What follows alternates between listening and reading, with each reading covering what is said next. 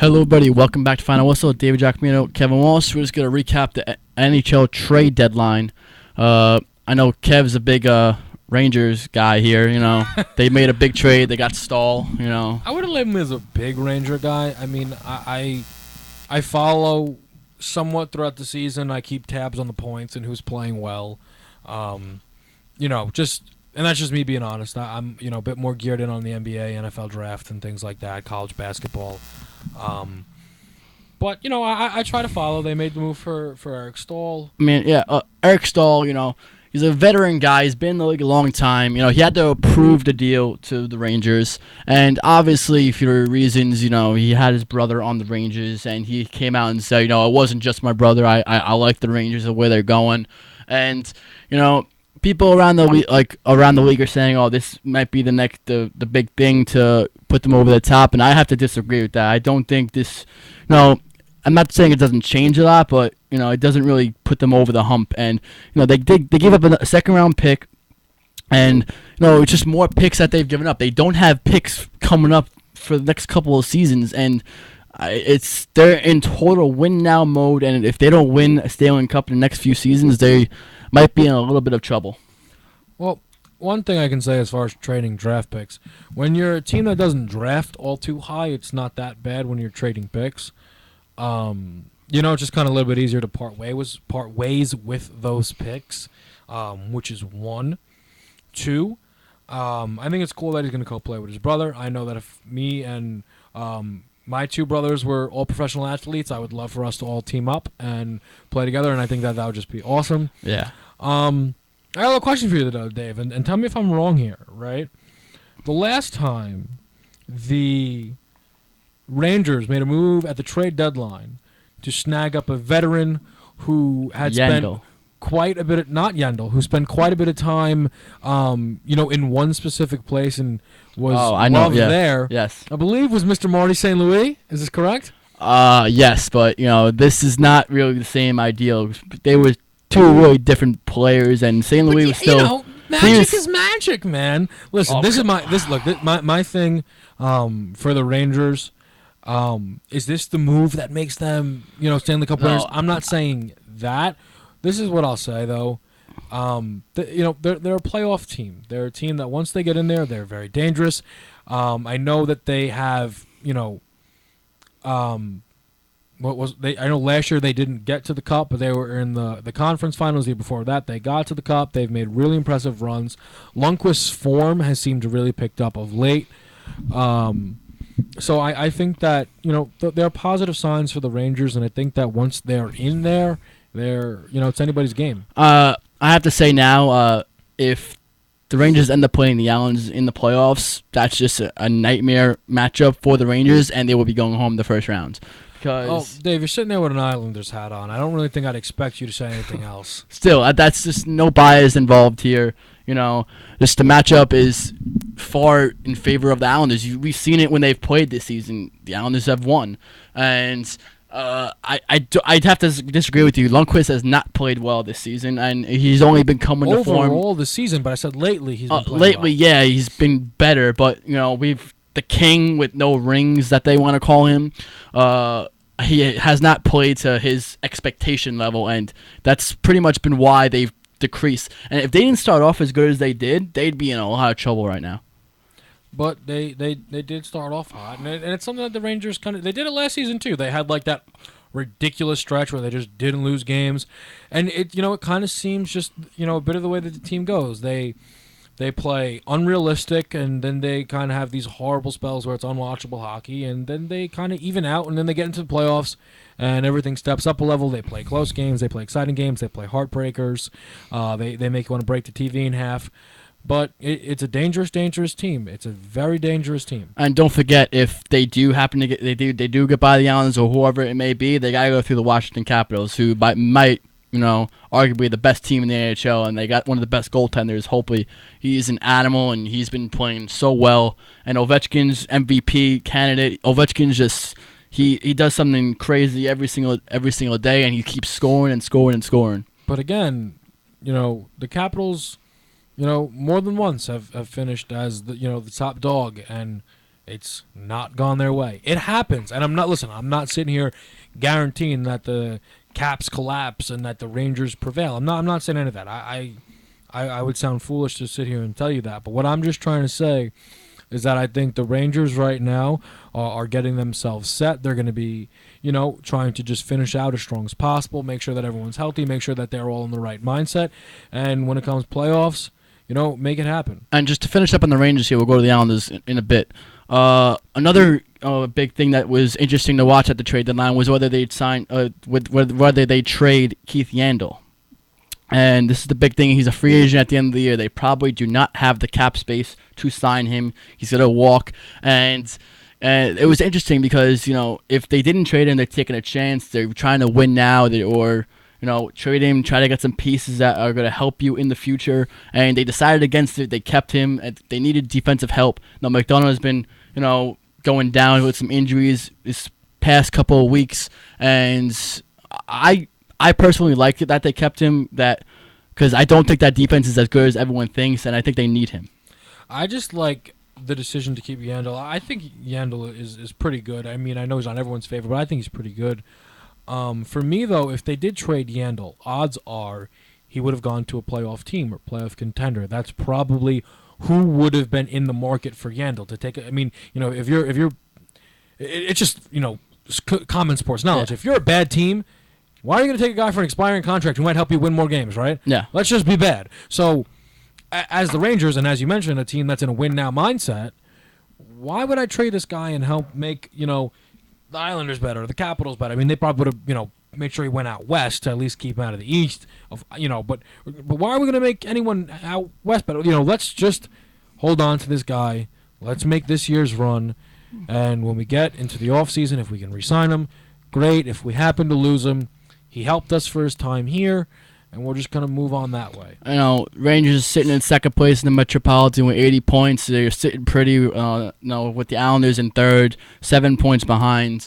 And they put all their, baskets, in the middle, and, it's a gamble, and they'll see if it pays off. I don't think it's going to. I don't like that they, just giving up all their picks. I know you're saying they're not going to pick necessarily high, but, it's risking a lot, and it hasn't really worked out for them in previous years. They've done this. They've given up their picks with Nash, with Yandel, and they don't have any picks in the near future. And interesting route to go, but we'll see if it works out.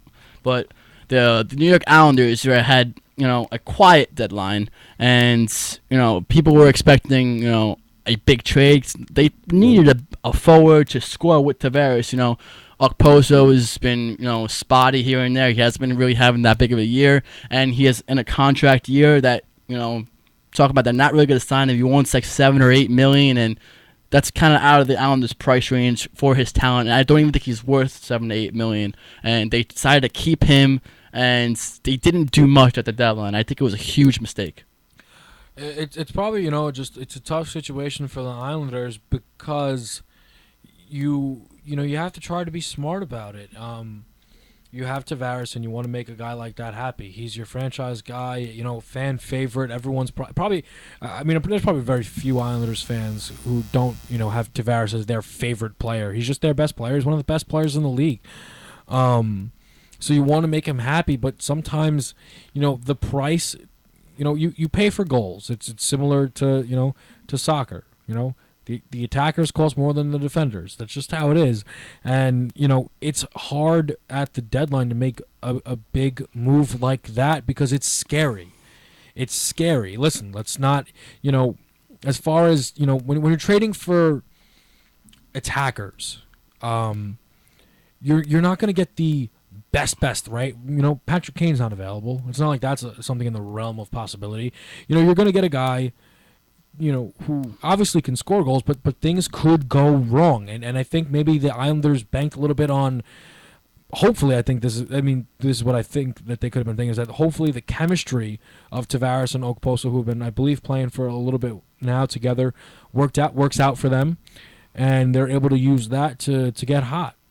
I don't think they have enough pieces to do what, need to be done to get in the playoffs and make a run. And 'Cause if you're John Tavares, like you're in third place, you're maybe a piece away from contending, and they're like, oh, and there were reports that their internal cap room was hit. You couldn't spend any more money, and that's just a joke. That's a joke. And if you're John Tavares, why would you bother staying here if you're not gonna win? If the team's not doing everything possible to win, and it's a joke that they didn't do anything to get a solid piece. And there were rumors of getting some guys at the deadline, but they didn't seem aggressive at all. And they said its first round pick was too much. They weren't giving up anything up. But if you're not gonna give something up, you're not gonna get anything. I think that the Islanders are trying to be cautious. I think they're looking at the clock, and they know that it's not a half a year, but it's a year and a half. I'm gonna do my best to talk about the sports that I know a little bit more about. But I know basketball pretty well, and I know that the Cavaliers, they waited till that clock struck midnight with LeBron James, and he left because they didn't get him anyone, but they ran every single second out of that clock, and they didn't get him a piece. Now, they didn't need to get Tavares a piece yet. Realistically, this offseason, it's probably time for the Islanders to make a move. But I think, too, it's a situation where now when it comes to this offseason, they get to decide what do they do with Okposo. They view the market. Who's selling? Who's buying? Who wants what? What can we get? What's the prices on certain players? And I think that that's probably tough, on Islanders fans, because you look at the talent of Tavares, and there's shining moments there, but to be able to sit there and say we're just this away from being cup contenders, that's tough. For those of you who don't know, they did make a trade. The Islanders, they did. They acquired Shane Price, and they gave up a third-round pick for this guy. And I could tell you right now, when I got the notification on my phone that they made the trade, I said, who is this guy? And I was like, all right, maybe I just don't know about him. He was on, I think it was the Senators. Let's see, who is this guy? Is he any good?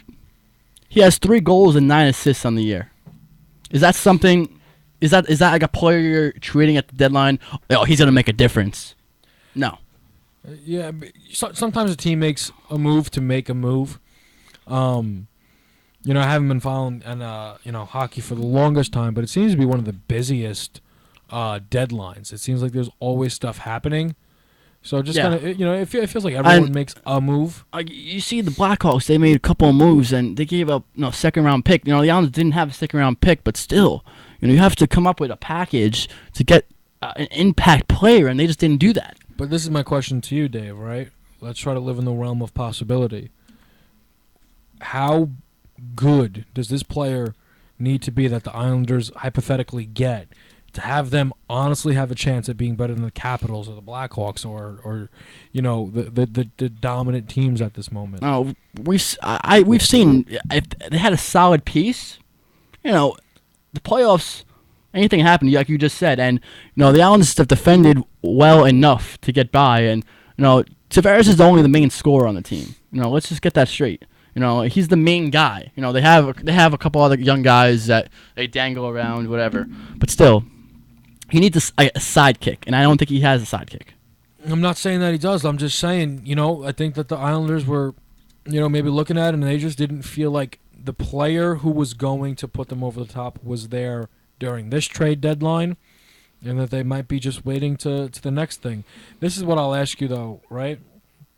As an Islanders fan, scale of 1 to 10, how scared are you of Tavares leaving? What scale 1 10 being the worst? Obviously, I'm the most scared.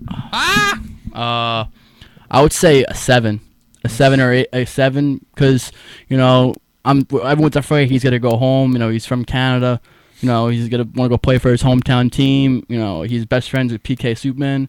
And, there's a realistic possibility that they'll stack up and give him money, and he'll go. And, what are the Islanders going to do? What are they going to offer? Brooklyn has been a horrible location, though they've complained about the ice. It's not the Brooklyn is not. It was not made. The arena was not made to play hockey, and they said the ice conditions are awful. The players' commute is even worse, and it's why would he stay? And I think that definitely could be scary. Part two to the question, though, right? Islanders are verge playoff team next year, right? Verge. So this doesn't mean you're guaranteed to make it. Do they get rid of Tavares, or No. do you want them to ride it out? Let me give me my second half of the year with Tavares, and then I'll say goodbye in the offseason. Realistically, they'll get nothing in return for it and be left in a horrible place. You cannot trade John Tavares. You can't do it. Even like you'll have the cap room. You know they'll have the cap room to do it. You know they might have to give him what 9-10 million. That's that's the top. That's what the top players get. You know Stamkos is going to be a free agent this year. He said he wants 10 million.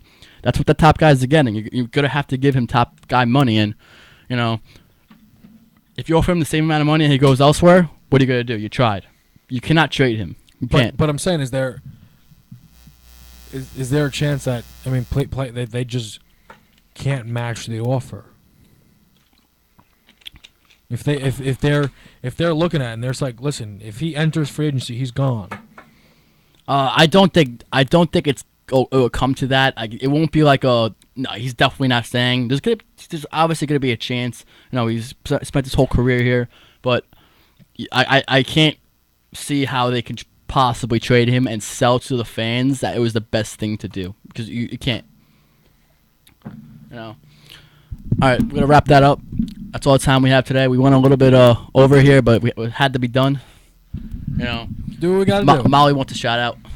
Molly! She texted me that she wasn't listening before when you shouted her out, but Molly! Yeah, exactly, right? Exactly. I mean, at this point, exactly. That's 3 this show. Yeah, and that's what I said. I was like, yo, he shouted you out a good 2 or 3 times, but you know, I'm sure she's happy now. She's like, oh, well, and she wants you to come out with this. Because she's been bugging me. Tell Walsh he needs to come out with this. He needs to come out with this now. And I'm like, I tell him all the time. We'll see. I'll check my schedule, see what I can squeeze in there. We'll drag you out, and we won't kill you when we're out, so it'll be okay. You know, we don't kill Molly, so you'll hang in there. Trust me. But that's all the time we have. You know, Dave Giacomino, Kevin Walsh. Later. Have a good one, folks.